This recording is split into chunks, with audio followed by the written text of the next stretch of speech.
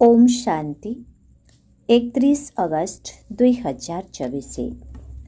बाबा कहउछन्ति मिठे बच्ची जोग करिबा सहित पाठपढ़ा उपरे मध्य संपूर्ण ध्यान देबाकु हेबो, कारण जोग द्वारा पवित्र हेबो एवं पाठपढ़ा द्वारा विश्वर मालिक हेबो। आजर प्रश्न, स्कॉलरशिप अर्थात पाठपढ़ारे वृत्ति पाइबा पाई केउ पुरुषार्थ करिबा जरूरी? स्कॉलरशिप अर्थात पाठपढ़ारे वृत्ति पाइबा पाई केउ पुरुषार्थ करिबा जरूरी? उत्तर, जदि स्कॉलरशिप नेबार अछि तेबे सबुआडु मोह तुटाई दियो। धन दौलत पिला छुआ घर द्वार किछि भी मने न पड़ू, केवल शिव बाबा ही मने रही थांतु, जहाको कुहा जाए संपूर्ण स्वाहा हेबा, तेबे जाई उच्च पद प्राप्त करि पारिबो। बुद्धिरे एही निशा रहिबा आवश्यक जे मु केते बड़ परीक्षा रे उत्तीर्ण हेबाकु जाउछि, आमर पाठ पढ़ा केते श्रेष्ठ एवं स्वयं दुखहर्ता सुखकर्ता बाबा ही आमर शिक्षक अटंती। सेही परम प्रिय बाबा ही आमको पाठ पढ़ाउछन्ति। ओम शांति। आत्मार पिता परमात्मा शिव बाबा पिलामानंको बुझाउछन्ति, पाठ पढ़ाउछन्ति। तेणु पिलामानंकर केते निशा चढ़िबा उचित? आत्मा ही पढ़ी थाए ना, आत्मा ही संस्कार नहीं जाई थाए, एही शरीर तो पाउंस होई जाए। बाबा बसी पिलामानंको पाठ पढ़ाउछन्ति। आत्मा माने मध्य जानुछन्ति जे आमे पाठ पढ़ुछु, जोग शिखुछु। बाबा कहउछन्ति, यही याद रे रहिबा द्वारा तुमर पाप कटिजिब। एकमात्र बाबा ही पतित पावन अटंती। ब्रह्मा विष्णु शंकरंको कण पतित पावन कुहाजिब कि? लक्ष्मी नारायण को कुहाजिब कि? ना, पतित पावन तो केवल जणे अटंती, जे कि सारा दुनिया को पवित्र करुछन्ति। से हेउछन्ति तुमर पिता।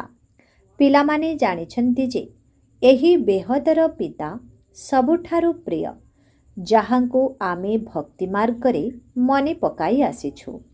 बाबा आसी आमर दुख हरण करी सुख दिय। सृष्टि तो गोटिए, तेणु एही चक्र रे समस्तंको आसीबाकु ही हेबो। 84 जन्मर चक्र संबंधरे मध्य बाबा बुझाइछन्ति। आत्मा ही संस्कार नहीं जाई थाए। आत्मा जानिछि जे एही मृत्यु लोकरु अमर लोककु अथवा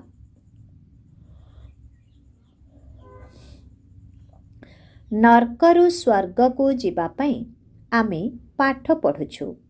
बाबा तुमको पुनर्बार विश्वर मालिक करिबा पई आसुछन्ति। तेणु तुमे माने केते बड़ परीक्षा रे पास करुछ। सबुठारु श्रेष्ठ बाबा तुम मानंकु पाठ पढ़ाउछन्ति। जेउ समय रे बाबा बसी पाठ पढ़ाउछन्ति, सेही समय रे तुमर निशा चढ़ुछि। बाबा बहुत निशा चढ़ाउछन्ति। बाबा आमको अमर लोककु जीवा पई योग्य करुछन्ति। एठारे तो केही योग्य नाहांती। तुमे माने मध्य जानिछ आमे योग्य देवता मानंक पाखरे मुंड निवाई आसीछु। एबे पुणी बाबा आमको सारा विश्वर मालिक करुछन्ति। तेणु एही निशा रहिबा उचित। एपरि नुहे जे एठारे निशा चढ़िब, पुणी बाहर को गले कम होइजिब। पिलामाने कहउछन्ति, बाबा आमे आपणंको भूली जाउछु। आपण पतित दुनिया पतित शरीर रे आसी आमको पाठ पढ़ाई विश्वर मालिक करुछन्ति। तुमे माने विश्व राजत्वर बहुत बड़ लटरी नेउछ, किंतु तुमे गुप्त अट। तेणु एही भली उच्च पाठ पढ़ा प्रति भल भावरे ध्यान देबा उचित।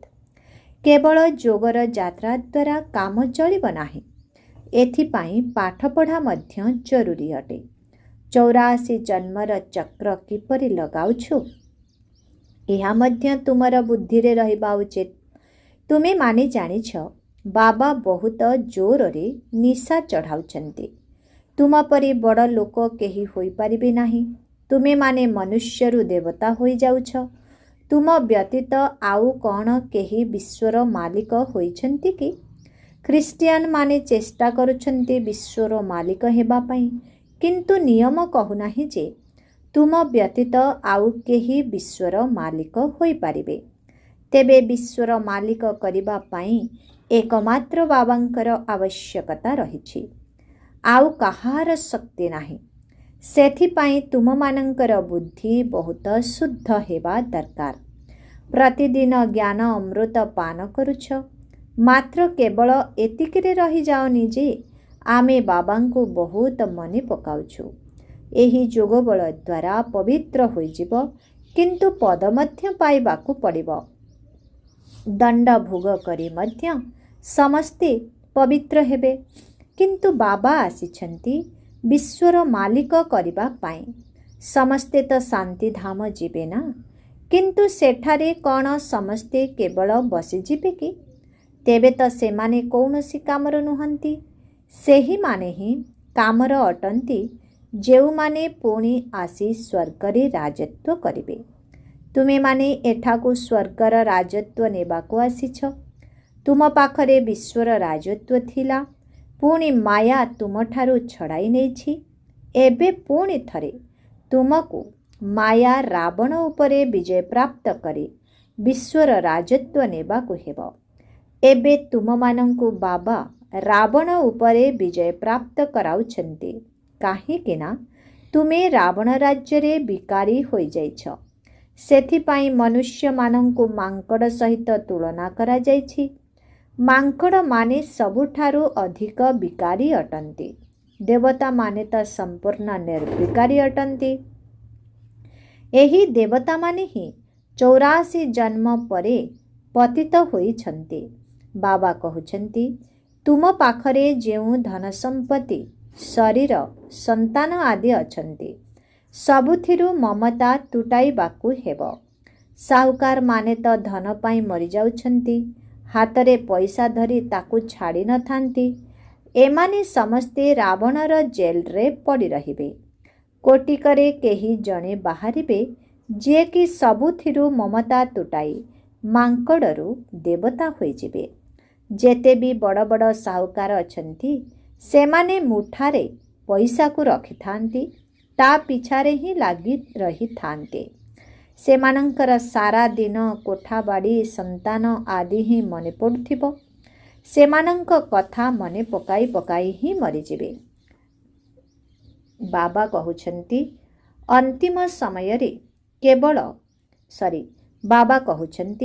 ଅନ୍ତିମ ସମୟରେ କୌଣସି ଜିନିଷ ମନେ ନ ପଡ଼ୁ, କେବଳ ମୋତେ ମନେ ପକାଅ, ତେବେ ତୁମର ଜନ୍ମ ଜନ୍ମାନ୍ତରର ପାପ ନାଶ ହୋଇଯିବ।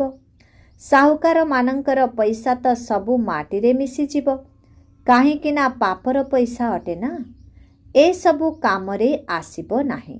ବାବା କହୁଛନ୍ତି, ମୁଁ ଦୀନବନ୍ଧୁ ଗରିବମାନଙ୍କୁ ସାହୁକାର, ସାହୁକାରମାନଙ୍କୁ ଗରିବ କରିଦେବି। ଏହି ଦୁନିଆ ପରିବର୍ତ୍ତନ ହେବ ନା? ପଇସାର କେତେ ନିଶା ରହୁଛି। ଆମର ଏତେ ଧନ ସମ୍ପତ୍ତି ଅଛି, ଉଡ଼ାଜାହାଜ ଅଛି, ମୋଟର ମହଲ ଅଛି। ସେମାନେ କେତେ ବି ଚେଷ୍ଟା କରନ୍ତୁ ବାବାଙ୍କୁ ମନେ ପକାଇବାକୁ, କିନ୍ତୁ ୟାଦ କରିପାରିବେ ନାହିଁ। ନିୟମ ହିଁ ନାହିଁ। କୋଟିକରେ କେହି ଗୋଟିଏ ଏହିଭଳି ବାହାରିବେ, ବାକି ସମସ୍ତେ ପଇସାକୁ ହିଁ ମନେ ପକାଇବେ। ବାବା କହୁଛନ୍ତି, ଦେହ ସହିତ ଯାହା କିଛି ଦେଖୁଛ, ସେ ସବୁକୁ ଭୁଲିଯାଅ। ଯଦି ଏଥିରେ ହିଁ ବାନ୍ଧି ହୋଇଗଲ, ତେବେ ଉଚ୍ଚ ପଦ ପାଇପାରିବ ନାହିଁ। ବାବା ପୁରୁଷାର୍ଥ ତ କରାଇବେ ନା। ତୁମେମାନେ ଏଠାକୁ ନରରୁ ନାରାୟଣ ହେବା ପାଇଁ ଆସିଛ।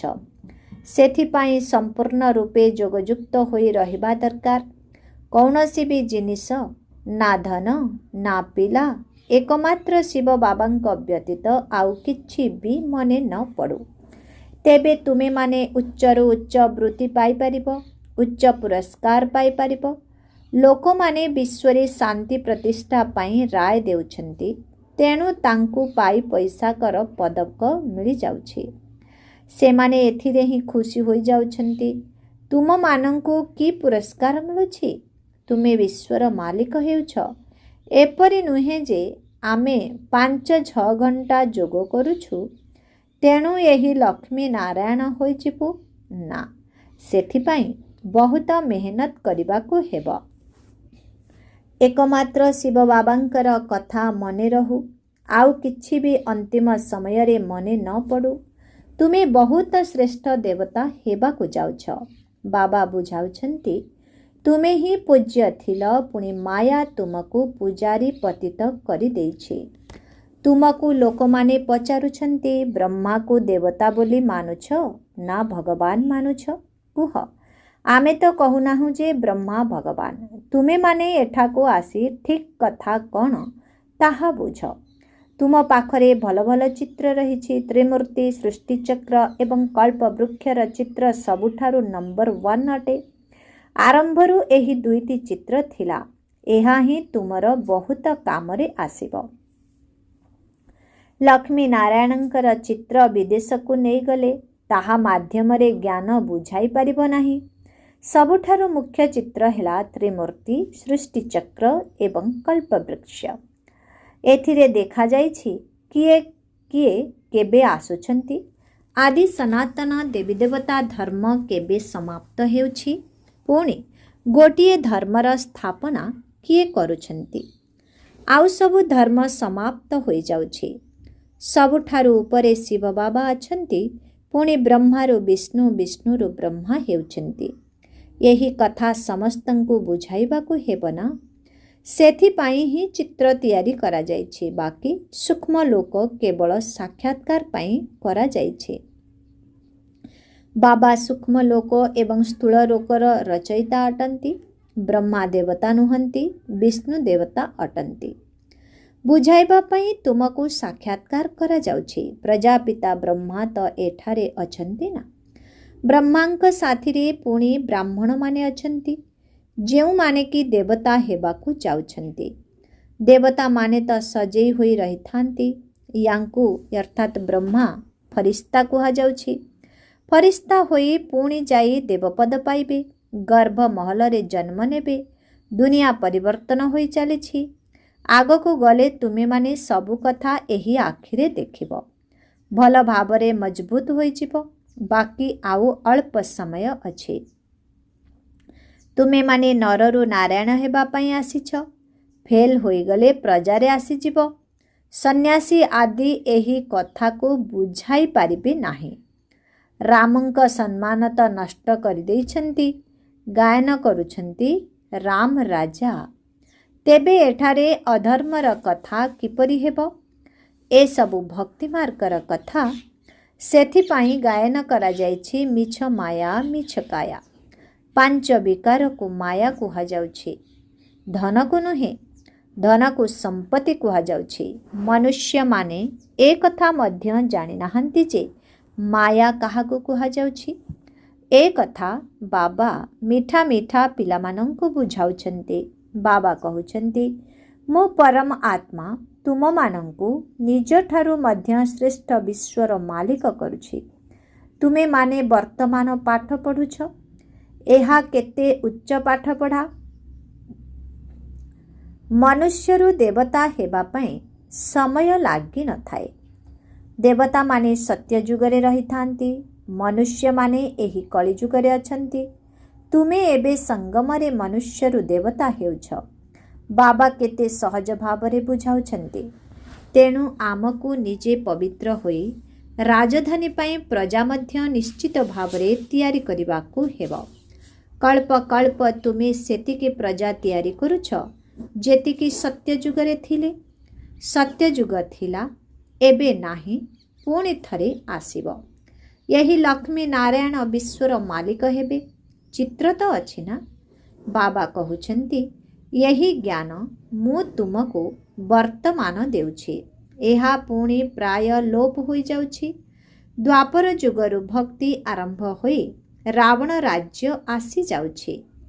तुमे विदेश रे मध्य बुझाई पारिबो जे सृष्टि चक्र किपरि घुरुछि। लक्ष्मी नारायणଙ୍କର चित्र सहित अन्य धर्मावलंबीଙ୍କର ତ संपर्क ନାହିଁ। ସେଥିପାଇଁ ବାବା କହୁଛନ୍ତି ଏହି ତ୍ରିମୂର୍ତ୍ତି ଏବଂ କଳ୍ପବୃକ୍ଷ ମୁଖ୍ୟ ଚିତ୍ର ଅଟେ। ଏହା ବହୁତ ଫାଷ୍ଟ କ୍ଲାସ୍ ଚିତ୍ର। ତେବେ କଳ୍ପବୃକ୍ଷ ଏବଂ ସୃଷ୍ଟି ଚକ୍ରରୁ ବୁଝିଯିବେ ଯେ ଏହି ସବୁ ଧର୍ମ କେବେ ଆସିବ, ଖ୍ରୀଷ୍ଟ କେବେ ଆସିବେ। ଅଧା କଳ୍ପ ଅନ୍ୟ ସବୁ ଧର୍ମ, ବାକି ଅଧା କଳ୍ପ ତୁମେ ସୂର୍ଯ୍ୟବଂଶୀ ଚନ୍ଦ୍ରବଂଶୀ ରହିବ। ଏହା 5000 ବର୍ଷର ଖେଳ ଅଟେ। ଜ୍ଞାନ, ଭକ୍ତି ଏବଂ ବୈରାଗ୍ୟ। ଜ୍ଞାନ ହେଲା ଦିନ, ଭକ୍ତି ରାତ୍ରି, ପୁଣି ବେହଦର ବୈରାଗ୍ୟ ହେବ। ତୁମେମାନେ ଜାଣିଛ ଏହି ପୁରୁଣା ଦୁନିଆ ସମାପ୍ତ ହୋଇଯିବ, ତେଣୁ ଏହାକୁ ଭୁଲିଯିବା ଉଚିତ। ପତିତ ପାବନ କିଏ, ଏ କଥା ମଧ୍ୟ ପ୍ରମାଣିତ କରିବାକୁ ହେବ।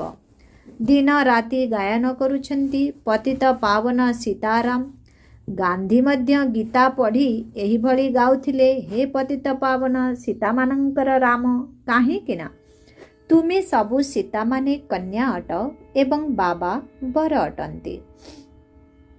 ପୁଣି କହୁଛନ୍ତି ରଘୁପତି ରାଘବ ରାଜାରାମ, ଇଏ ତ ତ୍ରେତାଯୁଗର ରାଜା ଅଟନ୍ତି।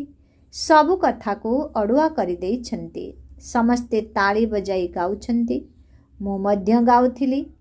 ଗୋଟିଏ ବର୍ଷ ଖଦି କପଡ଼ା ଆଦି ପିନ୍ଧିଲି। ବାବା ବସି ବୁଝାଉଛନ୍ତି। ଇଏ ମଧ୍ୟ ଗାନ୍ଧୀଙ୍କର ଶିଷ୍ୟ ହୋଇଗଲେ। ଇଏ ତ ସବୁକିଛି ଅନୁଭବ କରିଛନ୍ତି। ଫାଷ୍ଟରୁ ପୁଣି ଲାଷ୍ଟରେ ଆସି ପହଞ୍ଚିଛନ୍ତି। ଏବେ ପୁଣି ପ୍ରଥମ ନମ୍ବର ହେବେ। ତୁମକୁ କହୁଛନ୍ତି ତୁମେମାନେ ଯେଉଁଠାରେ ପାରୁଛ ସେଇଠି ବ୍ରହ୍ମାଙ୍କୁ ବସାଇ ଦେଉଛ। ତେବେ ସେମାନଙ୍କୁ ଏକଥା ମଧ୍ୟ ବୁଝାଇବା ଦରକାର, ଆରେ ବ୍ରହ୍ମା ତ କଳ୍ପବୃକ୍ଷ ଉପରେ ଛିଡ଼ା ହୋଇଛନ୍ତି। ଏଥିରୁ ସ୍ପଷ୍ଟ ହେଉଛି ଯେ ସିଏ ପତିତ ଦୁନିଆର ଅନ୍ତିମ ସମୟରେ ଛିଡ଼ା ହୋଇଛନ୍ତି। ଶ୍ରୀକୃଷ୍ଣ ମଧ୍ୟ ଉପରେ ଦର୍ଶାଇଛନ୍ତି। ଦୁଇଟି ବିଲେଇ ପରସ୍ପର ଲଢ଼େଇ କରୁଛନ୍ତି। ମଝିରେ ଶ୍ରୀକୃଷ୍ଣ ଲହୁଣୀ ଖାଉଛନ୍ତି। ମାତାମାନଙ୍କୁ ସାକ୍ଷାତକାର ମଧ୍ୟ ହେଉଛି। ସେମାନେ ଭାବୁଛନ୍ତି ଶ୍ରୀକୃଷ୍ଣଙ୍କ ମୁଖରେ ଲହୁଣୀ ଅଥବା ଚନ୍ଦ୍ରମା ରହିଛି। ବାସ୍ତବରେ ତାଙ୍କ ମୁଖରେ ବିଶ୍ୱର ରାଜତ୍ୱ ରହିଛି। ଦୁଇଟି ବିଲେଇ ପରସ୍ପର ଲଢ଼େଇ କରୁଛନ୍ତି। ମଝିରେ ତୁମକୁ ଅର୍ଥାତ୍ ଦେବତାମାନଙ୍କୁ ଲହୁଣୀ ମିଳିଯାଉଛି। ଏହା ହେଉଛି ବିଶ୍ୱ ରାଜତ୍ୱ ରୂପୀ ଲହୁଣୀ। ବୋମା ଆଦି ତିଆରି କରିବାରେ ମଧ୍ୟ ବହୁତ ଉନ୍ନତି କଲେଣି। ଏଭଳି ପଦାର୍ଥ ପକାଉଛନ୍ତି ଯେ ତୁରନ୍ତ ମନୁଷ୍ୟ ମରିଯିବ। ଏପରି ନୁହେଁ ଯେ ପାଟି କରିବେ, ଚିତ୍କାର କରିବେ, ଯେପରି ହିରୋସୀମାରେ ହେଲା। ଏବେ ପର୍ଯ୍ୟନ୍ତ ମଧ୍ୟ ରୋଗୀ ପଡ଼ିଛନ୍ତି।